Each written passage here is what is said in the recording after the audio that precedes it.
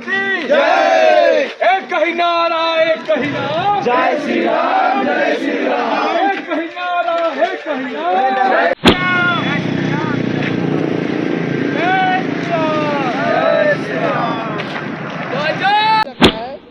ऐसे पत्रकार हमको लगता है बहुत कम मिलते हैं तो वही नारा लगवाते हैं जनता से, बोलिए राम बोलो राजा रामचंद्र की। बहुत बहुत आभार, बहुत बहुत धन्यवाद भैया। इसी प्रकार के पत्रकार को हम लोग खोजते हैं जो कि खुल के बोले कि हिंदू ही आगे।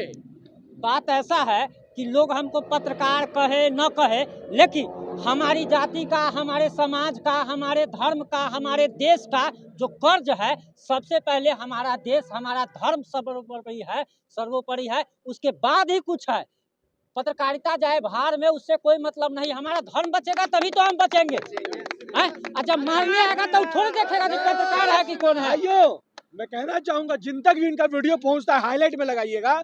ऐसे व्यक्ति का वीडियो पहुंचता है, तुम वीडियो देखने से पहले चैनल को सब्सक्राइब करना और कम से कम 10 से 15 ग्रुपों में शेयर करना। हिंदू हो, राम को मानते हो, भगवती को मानते हो तो चैनल को इनका सब्सक्राइब करना और 10 ग्रुप में जरूर डालना। तुम्हें सौगंध है श्री राम की।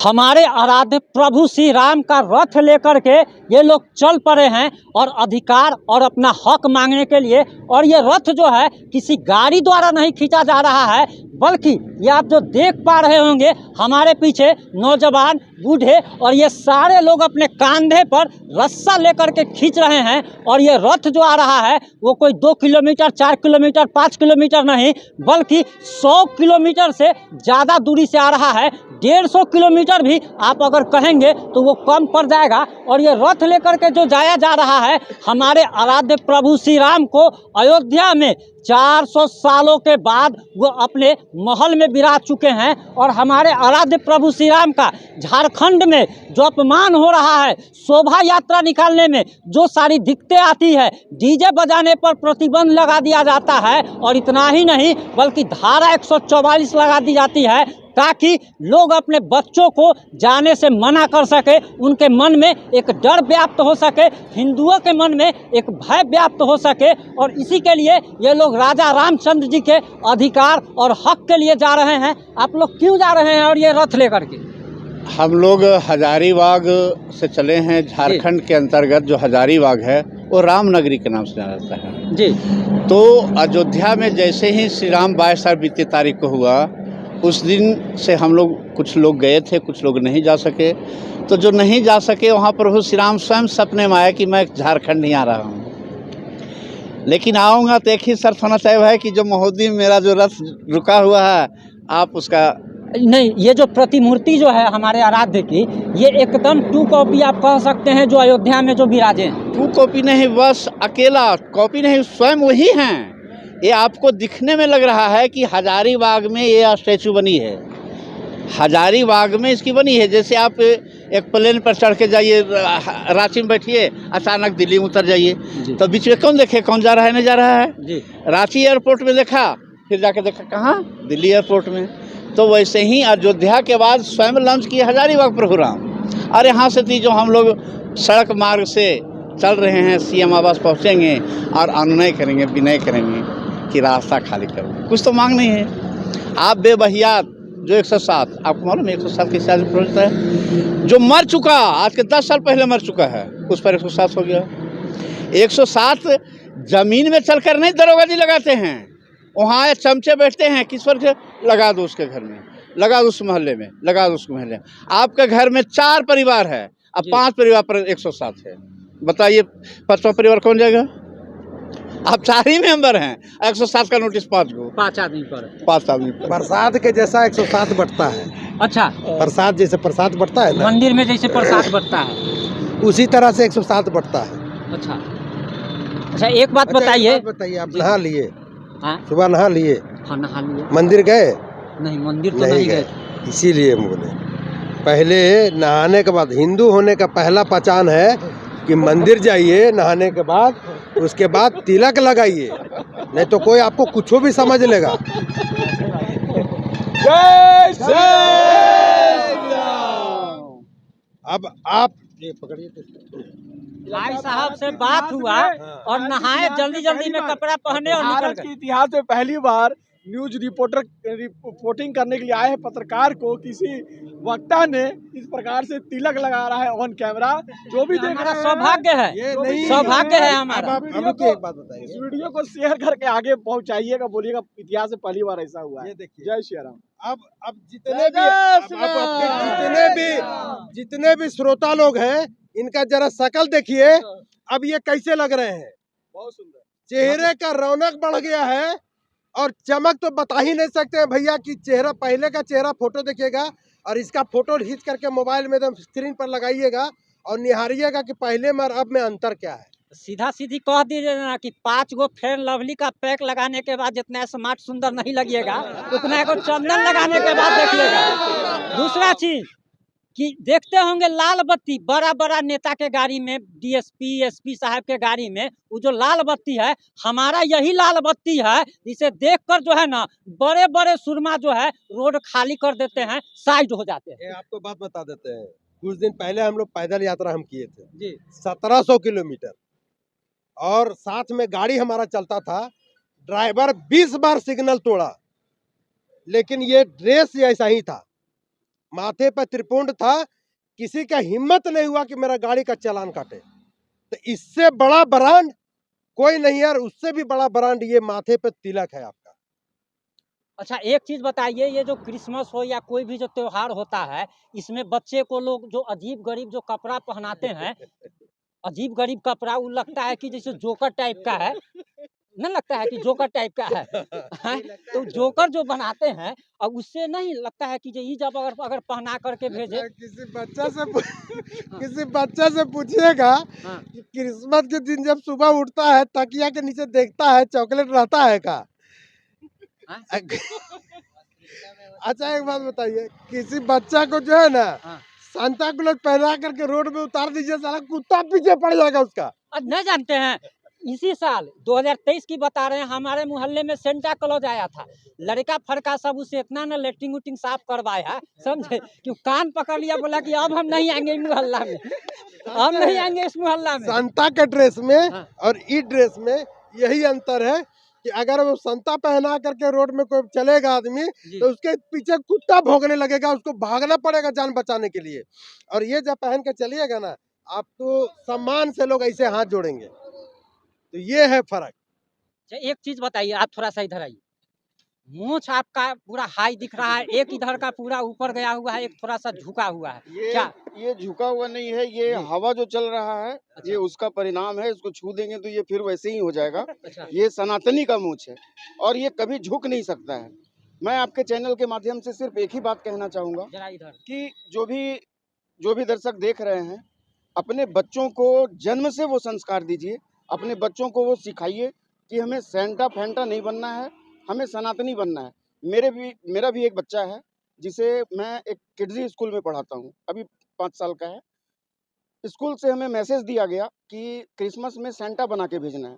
मैंने उन्हें आराध्य प्रभु श्री राम का ड्रेस पहना के भेजा और फर्स्ट प्राइज वो लेकर के आया। वाह। तो ये हमारे धर्म की, हमारे संस्कृति की ये अच्छाई है। दूसरा मैं एक बात और कहना चाहूँगा कि अभी जो सरकार जो हमारे साथ कर रही है, ये पूर्ण रूप से तुष्टीकरण की राजनीति है कि धीरे धीरे करके हम अपने जो हमारा धर्म है, जो हमारे त्यौहार हैं, पर्व हैं, उस चीज़ को बंद कर दिया जाए। कल हमने यहाँ देखा कि यहाँ पर डीजे बज सकता है, जबकि डीजे हम लोग बजाते नहीं, हम लोग साउंड बॉक्स बजाते हैं।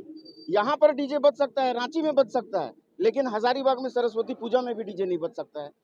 हमारा जो रामनवमी है, वहाँ पर हम लोग जीवंत झांकी निकालते हैं, जिसमें हम लोग रामलीला दिखाते हैं, जिससे हमारे छोटे छोटे बच्चे देख करके सीखते हैं कि इस रामलीला में हमारे राम के साथ ये हुआ, हमारे लक्ष्मण के साथ ये हुआ, प्रभु श्री हनुमान जी ऐसे भक्ति करते थे।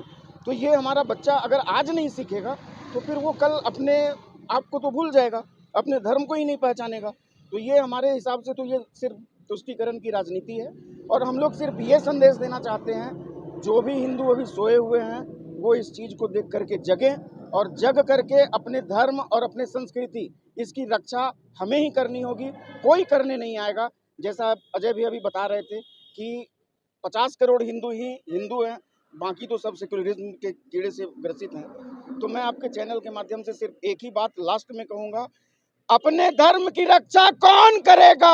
हम करेंगे, हम करेंगे, सनातन की रक्षा कौन करेगा? हम करेंगे, हम करेंगे। जय जय श्री राम। एक सवाल का आप जवाब दे दीजिए, जरा इधर आ जाइए।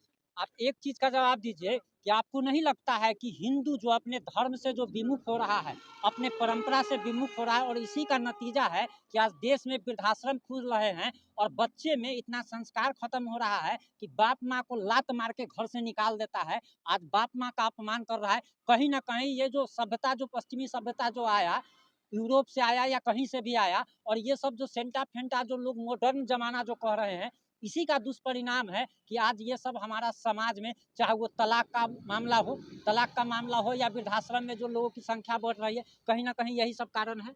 देखिए, जो अपने माँ बाप को नहीं पूछ रहे हैं, इसलिए वृद्धाश्रम खुल रहा है, वो अपने राम को क्या पूछेंगे? जो अपने माँ बाप को नहीं पूछ रहे हैं, वो राम को क्या पूछेंगे? तो कहीं ना देखिए, कहीं इसमें माँ बाप की गलती नहीं नजर आ रही है आपको? माँ बाप की गलती है कि बचपन से उसे सिखाया नहीं, समझाया नहीं, उन्हें माँ बाप का सम्मान करना नहीं बताया। अगर उस समय माँ बाप के खिलाफ कुछ बोला, उस समय तमाच उसको नहीं लगाया माँ बाप ने, इसलिए आज वो वृद्धाश्रम में पड़े हुए हैं। और उसके बच्चे जो हैं वो जा करके गोवा में, जब बीच के किनारे जाकर बैठ करके और गोवा वाली बीच पर फोटो खींचे, क्या क्या गाना वो सब गा के नाच रहे हैं। अब बाप माए उसका वृद्धाश्रम में सड़ रहे हैं। देखिए, आपको अपने बच्चे को संस्कृति सभ्यता सिखानी पड़ेगी, अपने सनातन के बारे में बताना पड़ेगा, और आज परसों प्रभु श्री राम के बारे में बताना पड़ेगा, तब पता चलेगा। एक पुत्र ऐसा था जो अपनी माँ के कहने मात्र से अपने पिता का गौरव बना रहे। उन्होंने 14 वर्ष का वनवास किया। वहीं बाबरी परंपरा में आप आ जाइए, वहां एक पुत्र ऐसा था कि अपने पिता को ही सलाखों के पीछे डाल दिया। और जब सलाखों के पीछे डाल दिया और जब वो बोला कि मुझे कुछ पानी दो, पानी कम पड़ जाता है, तो बोला जितना पानी दिए हैं उतना ही पियो। अपने बाप को बोल रहा है। उस समय उसका बाप जो है, बाबरी जो खानदान, उसके बारे में बता रहे हैं हम, उसका बाप तब बोलता है कि तुमसे बेहतर तो वो हिंदू हैं जो पितर पग में भी अपने मरे हुए पिता को पानी का अर्घ देते हैं। तो सीखना चाहिए तुम्हें, समझ आई बात को। इसलिए हमारी सभ्यता संस्कृति उनसे कहीं बहुत ज्यादा बेहतर, और हमारी सभ्यता संस्कृति कहीं उत्पन्न नहीं हुई है, ये शुरू से है। शिव अवतरित नहीं हुए, शिव शुरू से हैं। और जो शुरू से हैं, जिनका कोई जन्म ही नहीं हुआ है, उनका अंत नहीं होगा। और जिनका जन्म हुआ है, उनका अंत एक दिन अवश्य होगा। इसलिए कहना चाहता हूँ, अगर तुम हिंदुत्व का कार्य करते हो, अगर नहीं करते हो तो लिखो हिंदुत्व के बारे में। अगर तुम हिंदुत्व के बारे में नहीं लिख सकते हो तो पढ़ो, नहीं पढ़ सकते हो तो जो हिंदुत्व का कार्य कर रहा है उसको सुनो, ना कि उसकी टांग को खींचो। हिंदुत्व का जब कार्य नहीं कर सकते हो, कुछ लिख नहीं सकते हो, बोल नहीं सकते हो, संघर्ष नहीं कर सकते हो, तो कम से कम भाई जो हिंदुत्व का कार्य कर उसका टांग तो मत खींचो। सही बात। इसीलिए हमारा हिंदुत्व को लोग कुछ भी कह कर निकल जाते हैं, हिंदुत्व पर उंगली उठा देते हैं, सनातन पर उंगली उठा देते हैं, और बड़े बड़े नेता कुछ भी कह देते हैं हमारे यहाँ। जिस दिन हम लोग समझ जाएंगे अपने श्री राम की, उनका आदर्श क्या बोलता है, और उस श्री राम का आदर्श बोलता है कि समय से विनम्र हो, सबका सम्मान करो, ठीक है। अगर नहीं माने तो समुद्र को भी बता दो कि अभी मैं तुम्हें तुरंत सुखा दूंगा।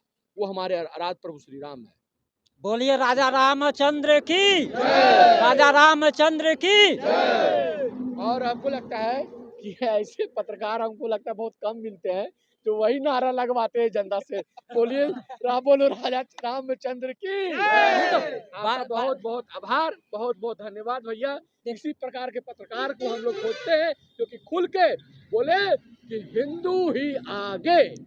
बात ऐसा है कि लोग हमको पत्रकार कहे न कहे, लेकिन हमारी जाति का, हमारे समाज का, हमारे धर्म का, हमारे देश का जो कर्ज है, सबसे पहले हमारा देश, हमारा धर्म सर्वोपरि है, उसके बाद ही कुछ है।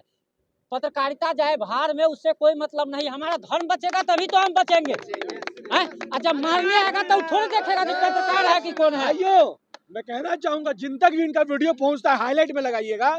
ऐसे व्यक्ति का वीडियो पहुंचता है, तुम वीडियो देखने से पहले चैनल को सब्सक्राइब करना और कम से कम 10 से 15 ग्रुपों में शेयर करना।